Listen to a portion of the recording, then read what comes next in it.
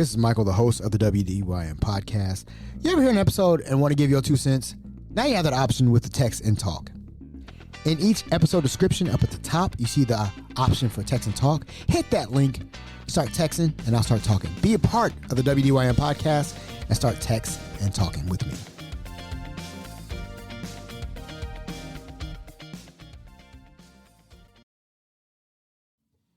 Welcome to the WDYM, the What Do You Mean podcast. I'm your host, Michael Gillespie, and there will be no intro today. I want to take this a little serious because this past week we had Assassination of Charlie Kirk, and to see that is just wild to me that we can't express ourselves in 2025 and not get shot. Period. It's sad. First and foremost, it is sad. It is sad that this happened to somebody who was just speaking his mind, right? That should not have happened. He leaves behind a wife, 2 kids, 2 small kids. And, it's just a very tragic event in America. And I hope, that his wife and his family and his friends and his colleagues all find some peace from this, and that something comes of it. This episode, we will be talking about Charlie Kirk, the assassination, and the things that come with this. I see a divide. Of course, I see a divide between people when it comes to this man, because the way Charlie Kirk was, he was, let me find the actual text, Christian nationalism and pro-Trump, which is kind of convoluted and confusing at the same time. But nevertheless, he was assassinated September 10th of 2025 in Utah. And again, first and foremost, we shouldn't be doing that. We shouldn't be doing that in 2025 because we should be evolving and getting better, but yet we're still doing silly stuff and everything. And it shouldn't be. It really, really shouldn't be at this juncture. We shouldn't be killing each other for things we've said. So I'm going to talk about that for a little bit. I'm going to talk about some things surrounding that as far as people, their reactions, from government to internet to local people and everything, and just discuss that. So that's what we're going to do today. I want to say this. Nobody deserves to be shot. Period. I've always had an issue with guns, and to do that, someone who is not in the military, is bothersome, because we always talk about how good it is to be an American and how prideful and proud we are as Americans. But let's be honest, man. Let's be honest. We have a gun problem here. We've always had a gun problem, and it's just escalated to the nth degree with Charlie Kirk. But my question is, why are we never outraged like this when it comes to a school shooting? We always say, thoughts and prayers to everybody that happens at a school shooting. When school shootings happen, that's the best we get. And we don't talk about reform or gun control or anything like that. It's always, you're trying to take our Second Amendment away from us. When is enough is enough? Again, I'm not trying to make this about me or anything like that. Not today. I'm just letting you know that, hey, when I was in the military, I had guns on me when I went deployed in Afghanistan and everything. And I hated the idea of shooting my gun and hurting somebody, let alone killing somebody. Who am I to play God? Right? I never liked that idea. I never liked the idea of me killing somebody despite me signing up for the military. How weird is that? Those two don't go together. But the thing is that where do we draw the line at? I'm going to draw a quick timeline of what happened and the reaction of people, especially from our government and people in our government, and what's going on in the future. So he got shot on a Wednesday, and I think the guy was captured. He was captured on Friday, early morning on Friday. Come to find out, this guy was named Tyler Robinson. Again, all the information has not come out as far as, who he is and everything like that. But before any of that came out, the discussion was it was a Democrat's fault or the left's fault, whatever you want to call it, right? And before they even found out who it was, before we found out it was this Tyler Robinson guy, we're pointing fingers at a whole group of people, like let's just say 50% of America, or 49, or whatever percentage was when we had our election. And immediately politicians and people who follow the Republican Party and everything, and who are on the right, whatever you want to call it, are immediately pointing fingers at the other side, saying this is your fault, and we love Charlie Kirk so much, and we are ready to go to war. They said civil war. And I'm confused about that. I'm confused about that because how do we declare who is what? How are we going to go to war with our neighbor on an assumption, right? You don't know what I vote for. You don't know what your neighbor votes for. And we've never really, discussed that or been open about our political views. I mean, you could tell if you talk to people and everything. People are talking about civil war or ready to start killing people for what? For a man like Charlie Kirk. Now, Charlie Kirk, that guy was, it's hard to express what Charlie Kirk was without being too nasty about it. I believe what his intentions were good until he went too far. He said some crazy things in the past, and I'm going to play some of the things that he said. But we got to hold somebody accountable other than the shooter, as weird as that may sound. Yes, Tyler Robinson is responsible for this. He should face the extent of the law for what he's done. But what about our politicians? What about the people that are supposed to represent the people? Yes, people are angry and fed up and upset, and rightfully so. Rightfully so. I'm upset that someone died for discussing their beliefs and everything. That's one of the things that we love about America, is that we can say what we want. There is consequences to our actions, though. That's the thing that I want to be crystal clear on. Like, there is consequences to all our actions. Every reaction is an equal and opposite reaction. Yin and yang. That's what it is. And when somebody goes way too deep and attacking people and saying the things that he said, there's going to be a reaction to it. And that's the sad part. I learned my lesson about a year ago, roughly a year and a half ago, when I said something about somebody and it costed me my job. I learned that lesson, that when I say something, there's a responsibility to what I say. That's why I try to keep things light, funny, and just in general, just chill. You know what I'm saying? I don't want to go overboard with the things that I say, because there's a responsibility to what I say. Doesn't matter how big I get, doesn't matter how small I am. There's a responsibility to your actions. In my opinion, Mr. Kirk failed in that. But first, let's play a clip that a politician was going on about. This one is from Nancy Mace.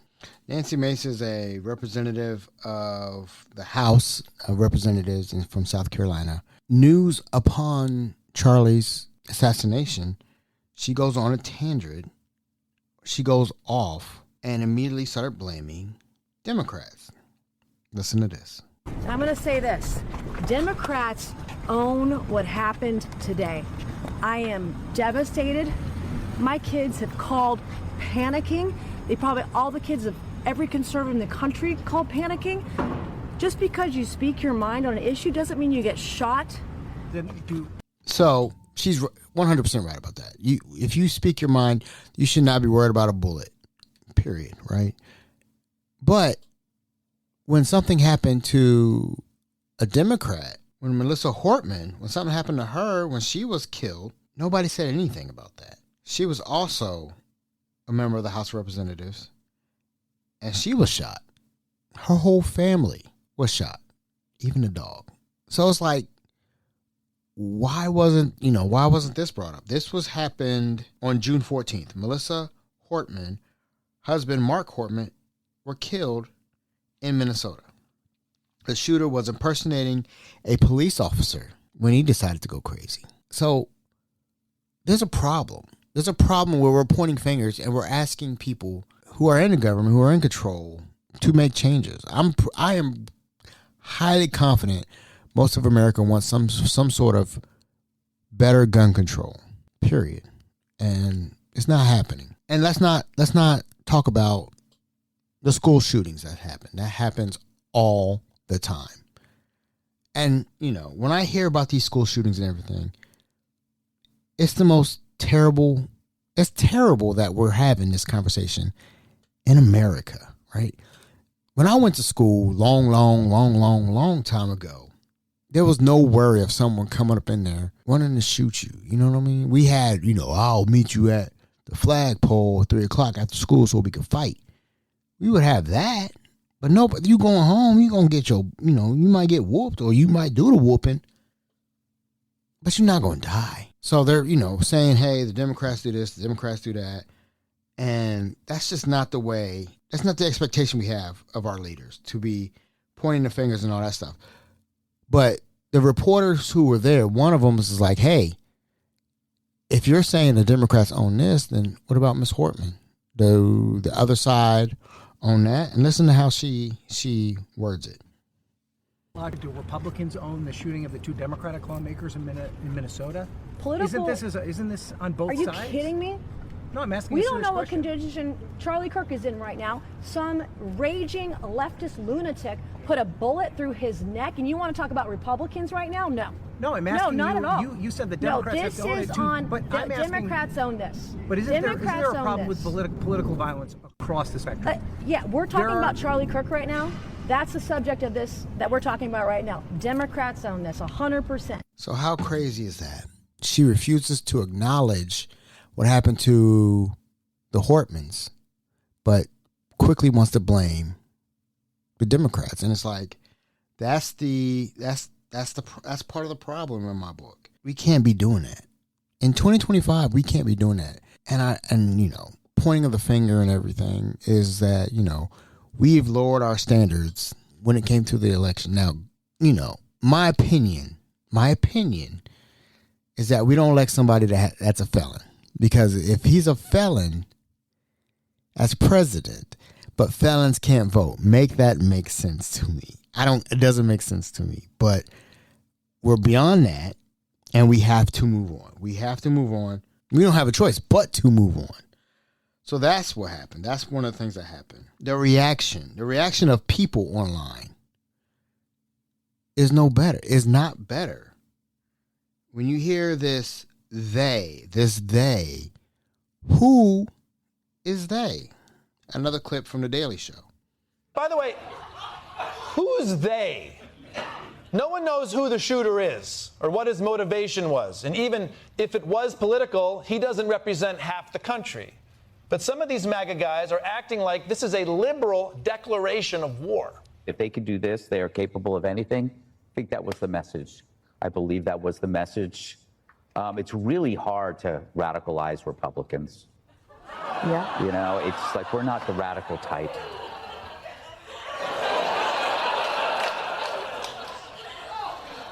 I'm sorry, first off, it's not that hard to radicalize Republicans. You guys almost burned down the country because Cracker Barrel changed its font. And also, once again, who is they? Does anyone want to specify who they is, or are we just going to keep talking about all that they do? They are at war with us. Whether we want to accept it or not, they are at war with us. Trump gets hit in the ear. Charlie gets shot dead. They came after Kavanaugh with a rifle to his neighborhood. Look, I'm sure people in the media would love to talk about how they are responsible for what they've done and how they had better watch out, or else they'll get what's coming to them. But I think it would be better if we, as a country, understood that we have a problem with political violence. And we need to start thinking less in terms of what they should do and more in terms of what we have to do. That the last time it felt like we thought in terms of we was on 9/11, when we all came together as a nation. And we did. We did.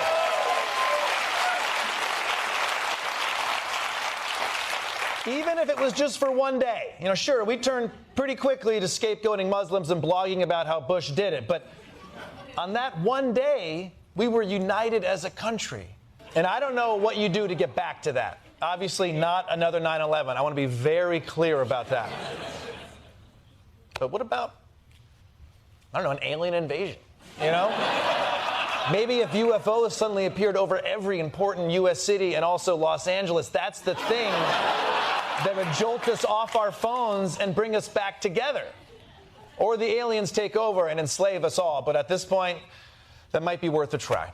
So, very good points brought up by The Daily Show is that when is they turn back to we or us and everything. But we have problems.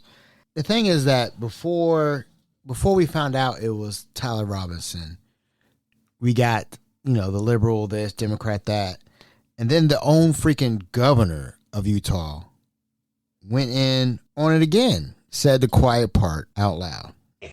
I was praying that if this had to happen here, that it wouldn't be one of us, that somebody drove from another state, somebody came from another country.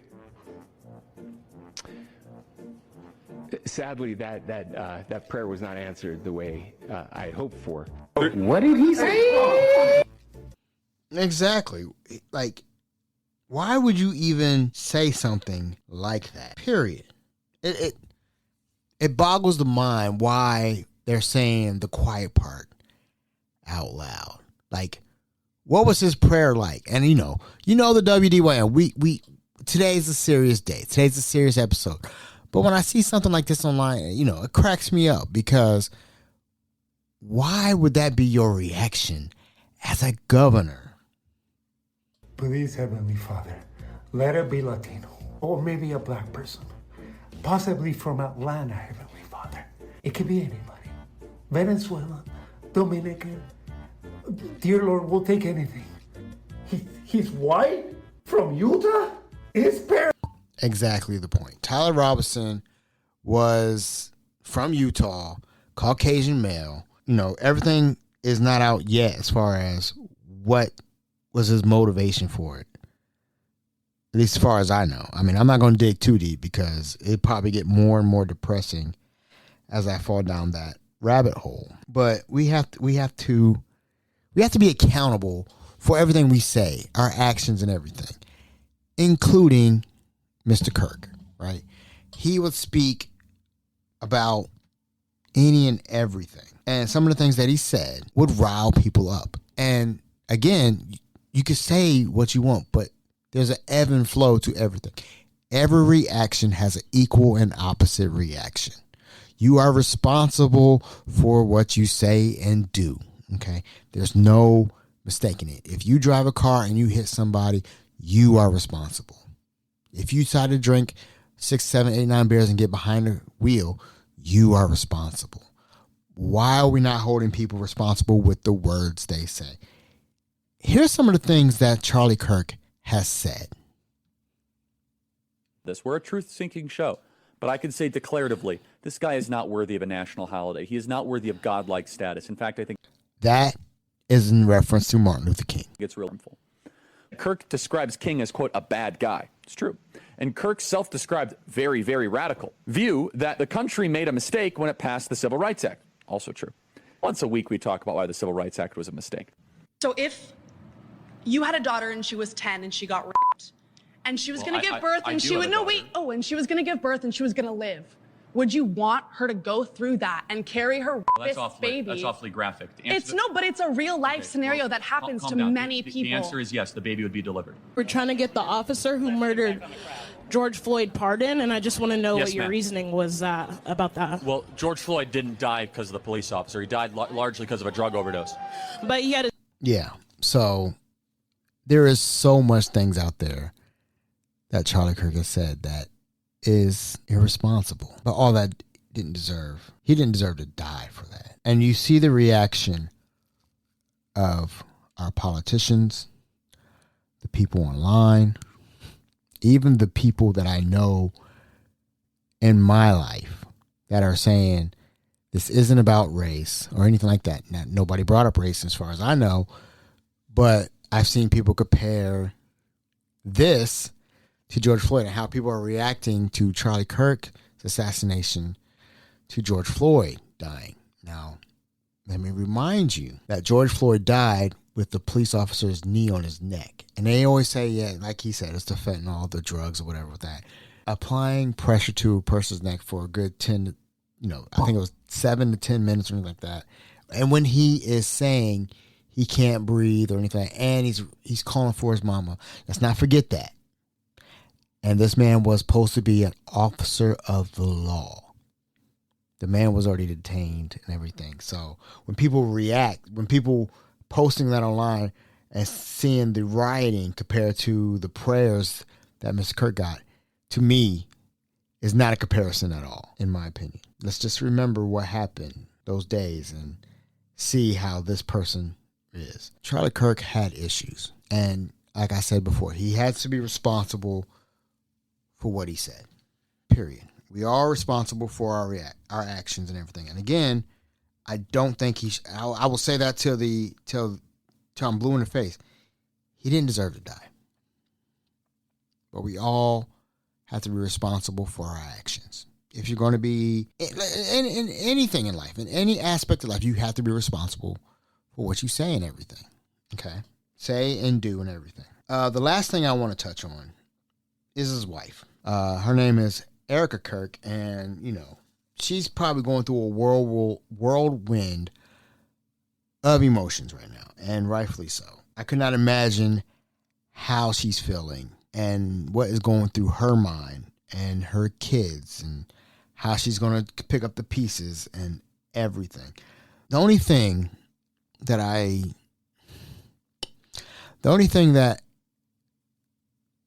is bringing comfort to me is that their kids are young enough, and I hate to say that. Their kids are young enough, so if she does move on or whatnot, that they might forget. And I don't want to say it like that. But we have to move on with life, and I wouldn't want to be in her shoes, period. I will pray for her family, hope for the best for them. But things are so weird with her. They returned to, I think he lives in Arizona, if I'm not correct. Like, this was just a couple days ago, ladies and gentlemen. And she has video of her kissing his hand in the casket and everything. Now, we all grieve our own way and everything. And, maybe this is how she grieves, but, normally, normal people do that behind closed doors and not have that on social media and everything. It's just all around just a tragic event, sad event, and condolences to everybody this affects. So within a couple days, Erica put out a speech, and this is what she said. You should all know this. If you thought that my husband's mission was powerful before, you have no idea. You have no idea what you just have unleashed across this entire country and this world. You have no idea. You have no idea the fire that you have ignited within this wife, The cries of this widow will echo around the world like a battle cry. To everyone listening tonight across America, the movement my husband built will not die. It won't. I refuse to let that happen. It will not die. All of us will refuse to let that happen. No one will ever forget my husband's name, and I will make sure of it. They should all know. I'm crediting this to grief, right? I think she's grieving so bad right now, and rightfully so, that I just don't want the finger point no more.